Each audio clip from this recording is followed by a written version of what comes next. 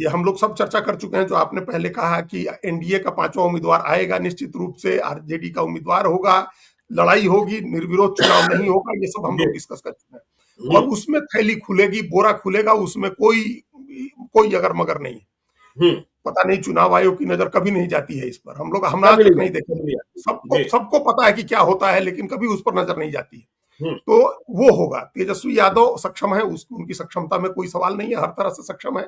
तो इसके लिए भी अगर वो तैयार हो जाए तो जी। फिर चुनाव, अगर अगर ये स्ट्रेटजी है और इस स्ट्रेटजी से अपनी तैयारी के साथ वो चुनाव लड़ते हैं और 5वीं सीट जीत लेते हैं ज्ञानेश्वर जी, तो उसके बाद क्या होगा ये बात की बात है। लेकिन अगर चुनाव जीते तो एक बड़ी राजनीतिक और रणनीतिक जीत होगी उनकी, और ये फिर उनकी पार्टी के और उनकी वापसी का रास्ता बनेगा इससे।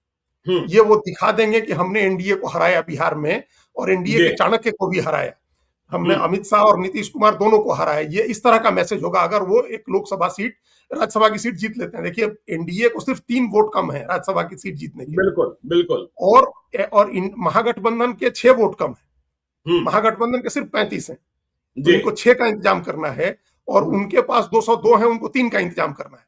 अगर वो 3 का इंतजाम नहीं करते हैं और तेजस्वी यादव अपना 35 बचाए रखते हुए 6 का इंतजाम कर लेते हैं, तो बड़े चाणक्य माने जाएंगे, बड़े रणनीतिक माने जाएंगे और बड़े नेता माने जाएंगे।